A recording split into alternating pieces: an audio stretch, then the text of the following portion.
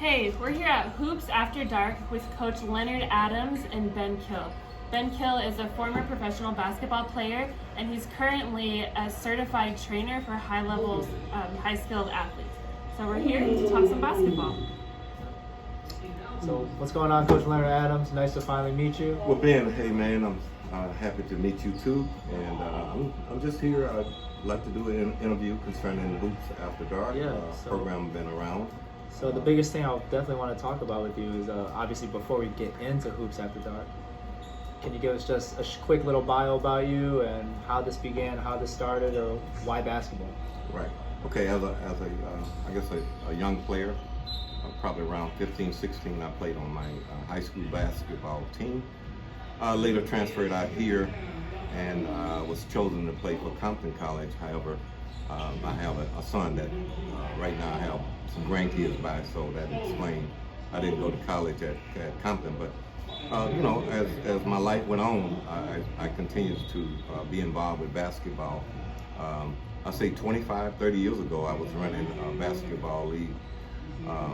Almost exact same as this. It was midnight basketball. Okay. And midnight basketball has some of the same ideals about how to interface with players that love playing basketball. Mm-hmm. It has the same, almost exact same things that Hoops After Dark has right now, where we have educational workshops where players can go and get some really good help to help them Hoops throughout After their Dark life. isn't just about basketball. It's definitely trying to educate them and get them better, and obviously get them set up for a better life outside the court. Exactly. All right, Yeah. That's beautiful. That's great.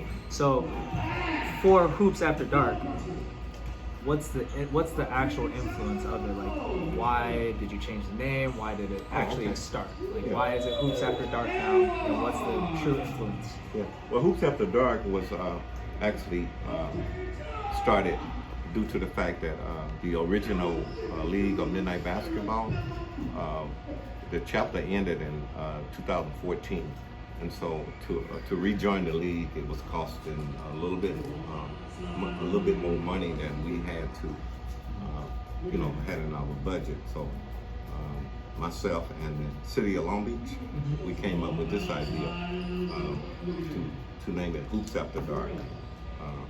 With the exact same ideals of having educational workshops and also counseling, as well as self-help training and different job opportunities. And so that's how Hoops After Dark started. Actually, the season started off last winter. It's the 2021 season. So fairly new.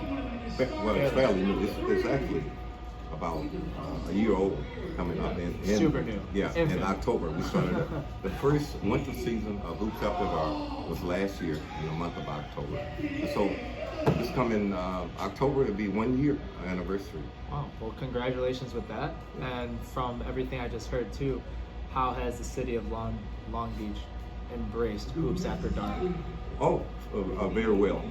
In fact, in our when we first opened up, we had a lot of city council members here, as well as the deputy chief of police of Long Beach, with many other dignitaries. The vice mayor also showed up, and so the city of Long Beach has been great with providing different things for the basketball league.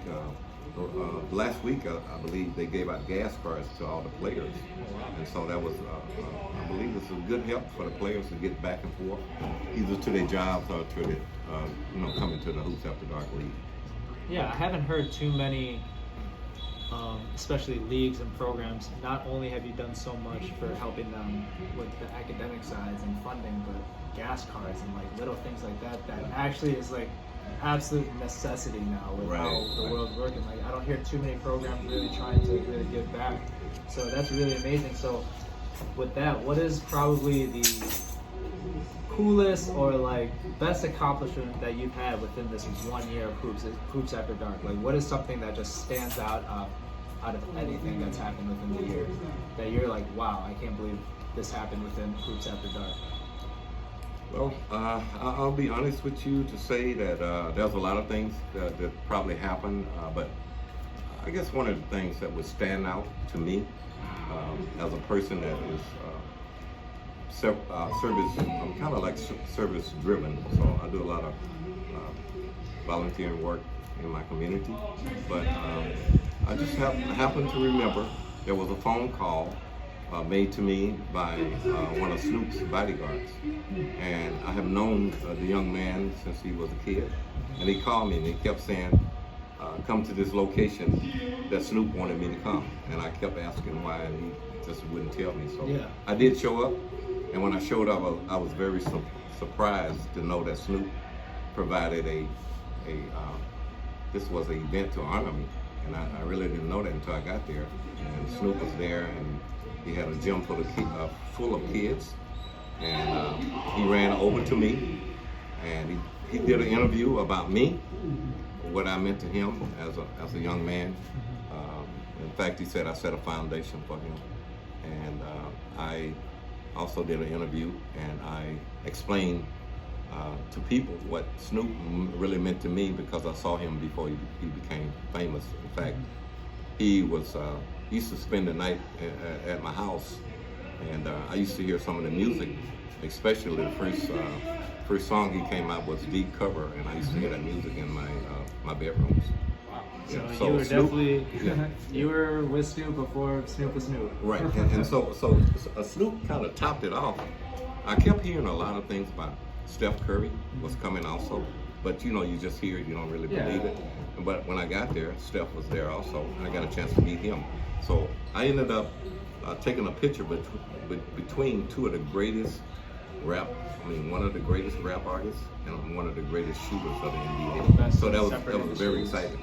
No, that sounds fantastic, especially with what you're doing with Hoops After Dark and having an icon such as Snoop Dogg honor you, because especially being in this area, that definitely shows more than just what your program means. It's how much you've done for the city. Right. So my last question for you is, what's in store?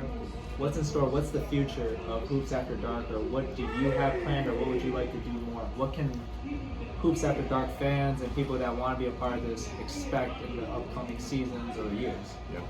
Okay, Ben, it's funny you asked that because I wasn't going to actually tell you about another incident to where I was invited back again, and this time I was called to say that Steph Curry and Snoop wanted me to come to a Zoom meeting. So I ended up going to a Zoom meeting, and I spoke to some of Snoop's, some of his people that runs his football leagues and basketball leagues, and it was clearly told to me that Snoop wanted Hoops After Dark to be in.